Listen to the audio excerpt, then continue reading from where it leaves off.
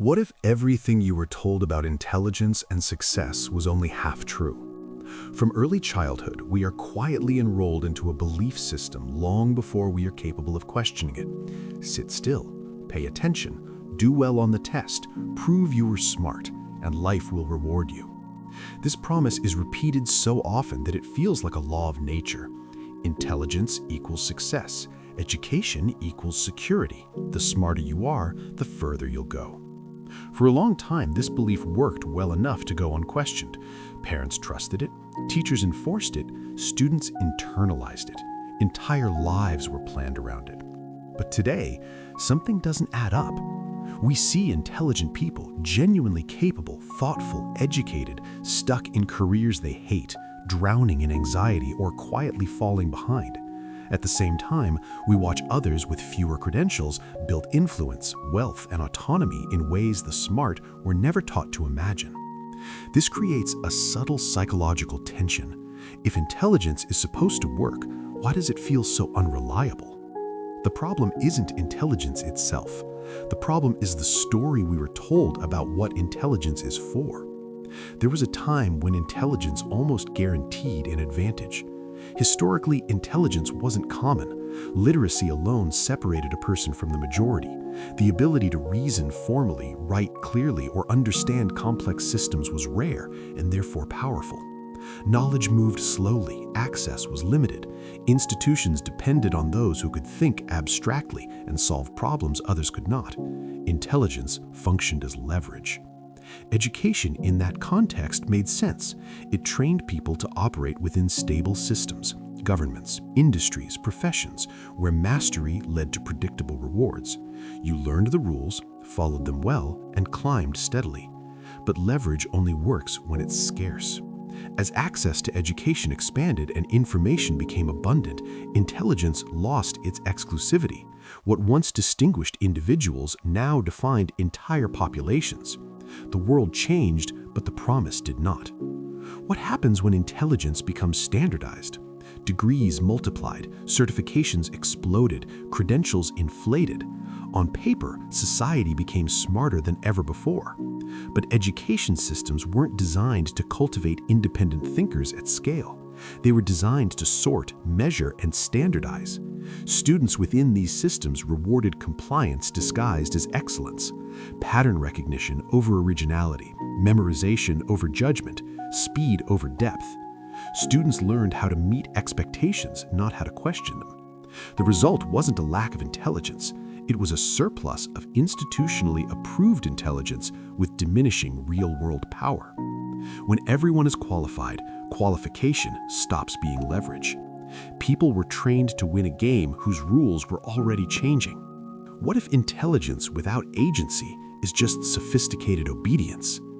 The more educated someone becomes, the more tightly they often bind their identity to external validation. Credentials become safety nets, approval becomes currency. This creates a hidden trap. Highly intelligent people tend to wait. They analyze, they hesitate, they seek certainty before action. They optimize for correctness rather than momentum. Meanwhile, the modern world rewards those who move first, adapt quickly, and learn through action. Confidence often outpaces accuracy. Simplicity beats nuance. Execution beats explanation. Intelligence, when separated from autonomy, produces caution instead of power. The system didn't teach people how to navigate uncertainty. It taught them how to avoid failure within controlled environments. What if success no longer belongs to the smartest, but to the most adaptive? This is the realization that quietly unsettles so many people. Intelligence still matters, but it no longer guarantees outcomes. Success has shifted towards those who can learn fast, pivot often, communicate clearly, and act without complete information. The betrayal people feel isn't rooted in laziness or entitlement. It comes from following the rules perfectly and discovering those rules no longer lead where they promised. This isn't a call to reject intelligence. It's a call to redefine it. Because the most dangerous lie wasn't that intelligence leads to success. It was that intelligence should look the same for everyone. What if education didn't begin as a system, but as a provocation? Before classrooms, curriculums, and standardized tests, thinking was not something you were trained to do quietly.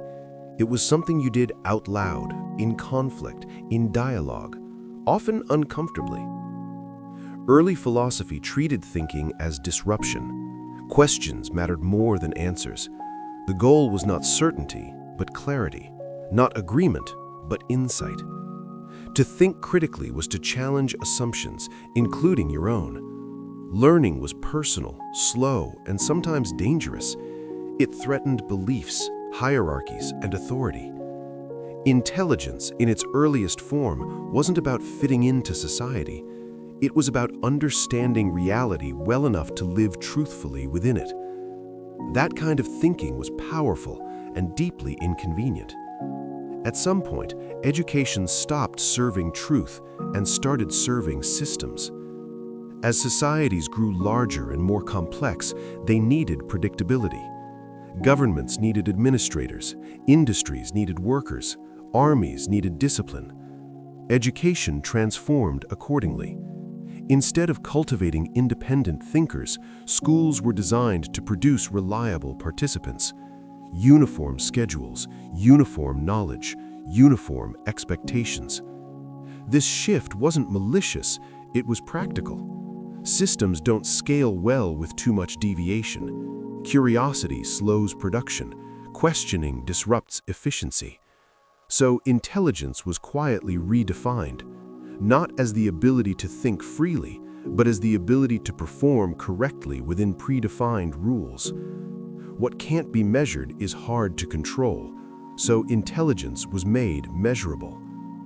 Once intelligence became something institutions needed to manage, it had to be quantified. Scores, grades, rankings, assessments. What could be tested became what mattered. Nuance was inconvenient, original thought was unpredictable, so intelligence was narrowed to what could be compared at scale: speed, accuracy, recall, compliance.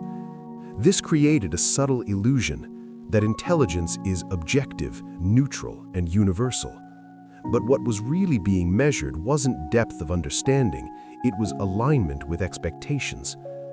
Over time, people learned something dangerous without ever being told directly.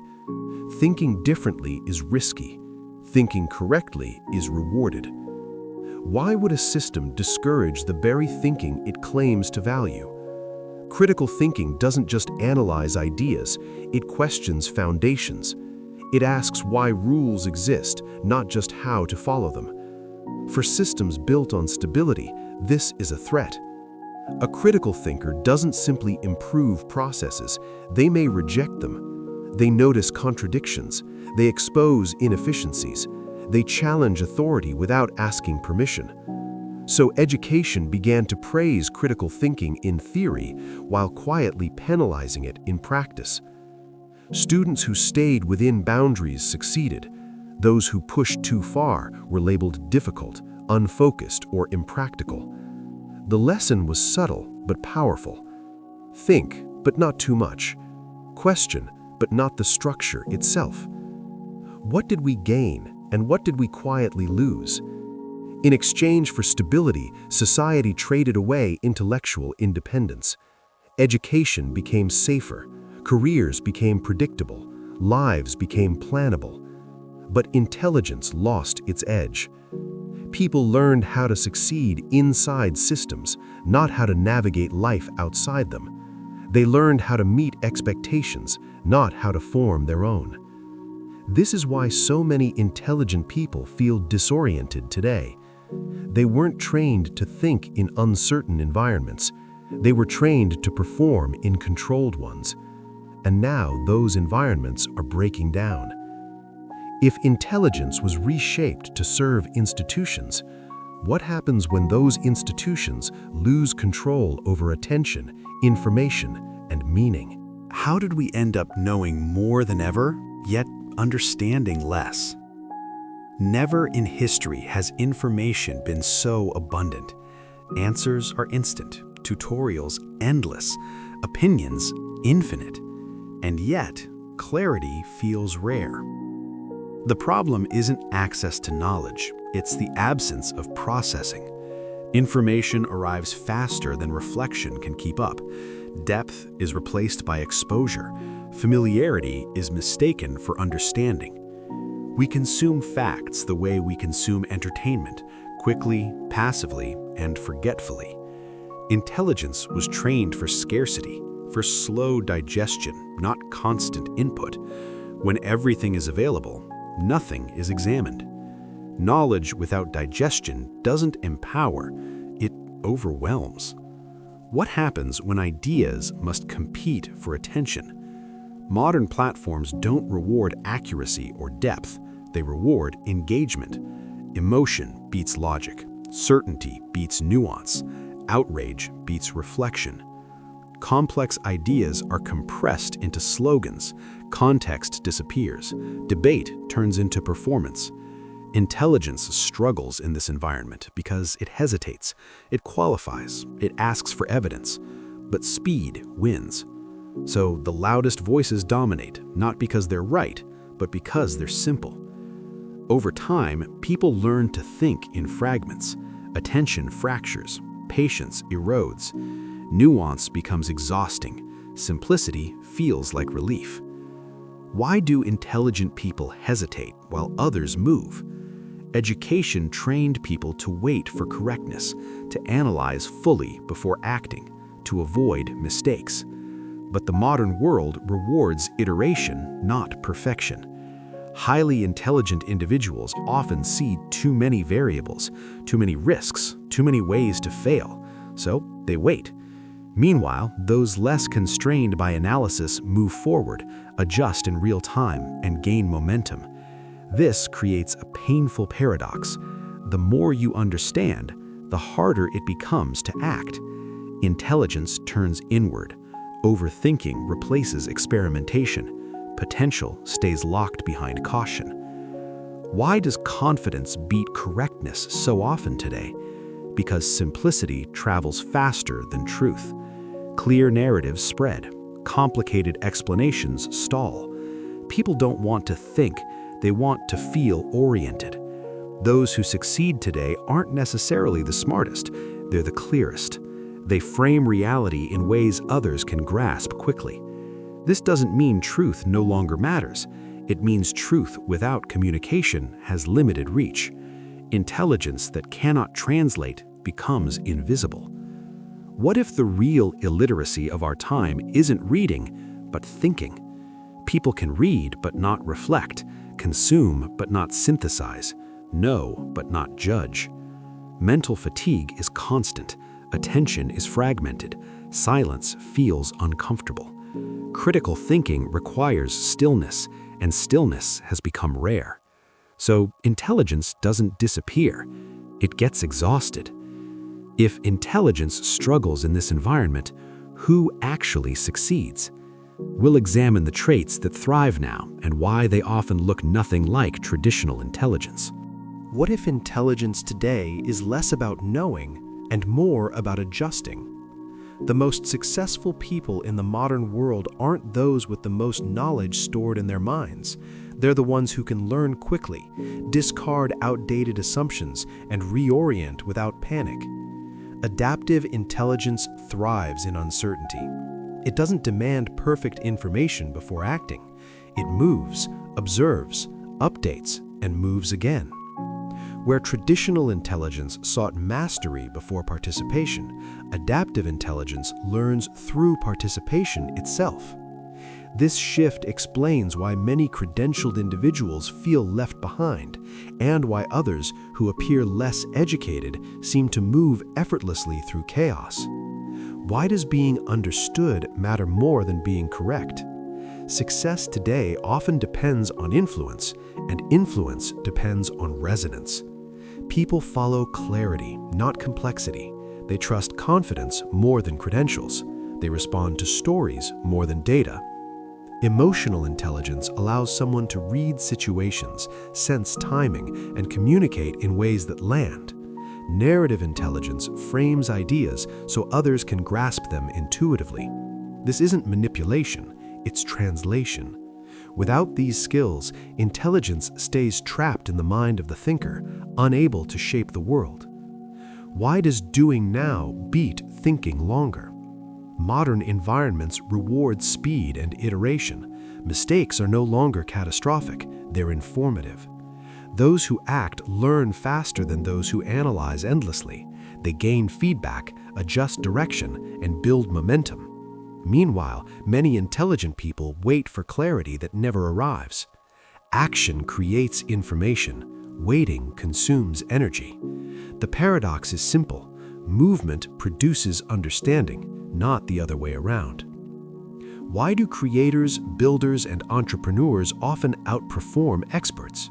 Because they operate outside rigid evaluation systems. They aren't waiting for permission. They aren't optimizing for grades or approval. They're optimizing for results. This freedom allows experimentation. Failure becomes tolerable. Learning accelerates. These paths reward initiative, not compliance. And initiative compounds. What if not knowing the rules is sometimes an advantage? Those without formal training often lack the mental constraints that hold others back. They don't assume things are impossible simply because they've never been taught that they are. They question defaults, they improvise, they move. This doesn't mean ignorance is power. It means freedom from rigid frameworks can unlock intelligence in motion. If intelligence has evolved, then the final question becomes personal. How do you reclaim intelligence that actually works for your life? That's where we go next. What if intelligence isn't about knowing more, but about knowing what matters? For most of our lives, we're trained to accumulate facts, credentials, skills, proof that we are informed and capable. But accumulation has limits. In an age of infinite information, intelligence shifts from gathering to filtering, from consumption to discernment. The question is no longer what should I learn next, but what deserves my attention at all. True intelligence begins when you stop trying to know everything and start choosing carefully what you let shape your thinking. Discernment is a form of intellectual maturity. It requires patience, humility, and the courage to ignore noise even when everyone else is listening. When was the last time you questioned something you knew was true? Reclaiming intelligence starts with unlearning. Most assumptions go unexamined not because they're true, but because they're familiar. Education often teaches answers faster than it teaches questions. First principles thinking reverses this. It asks, what do I actually know? What am I assuming? What would remain if I stripped this idea to its core? This kind of thinking is uncomfortable. It destabilizes identity. It exposes ignorance, but it restores clarity.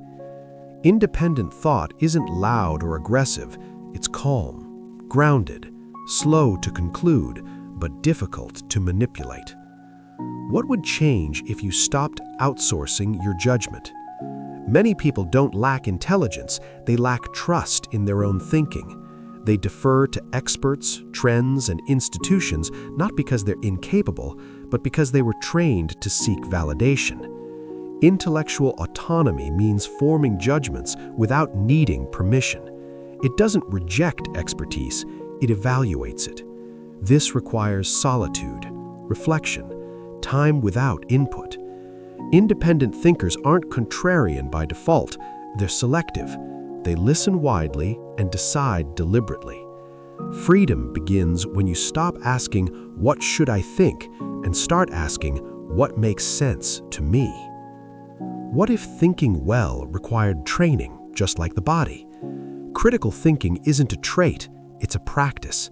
It grows through habits that feel almost countercultural today. Reading slowly instead of scrolling endlessly. Writing to clarify thought, not to impress. Sitting in silence long enough for ideas to surface. Allowing boredom to sharpen attention. These practices don't optimize productivity, they restore depth. They build a mind that can hold complexity without rushing to collapse it into easy answers. In a world addicted to speed, depth becomes a quiet advantage. What if the real reward of intelligence isn't success, but clarity? True intelligence doesn't chase approval, it doesn't perform, it doesn't panic. It sees more and reacts less. People who reclaim this form of intelligence move through the world differently. They aren't constantly outrunning uncertainty, they're comfortable thinking in it. They choose their paths intentionally. They define success personally. They aren't easily rushed, fooled, or overwhelmed. And in a noisy world, that calm becomes influence. The education lie was never that intelligence leads to success. The lie was that intelligence must look a certain way to matter. When intelligence is reduced to compliance, it weakens. When it's reclaimed as clarity, judgment, and adaptability, it becomes powerful again. Not because the world rewards it, but because it allows you to navigate the world on your own terms.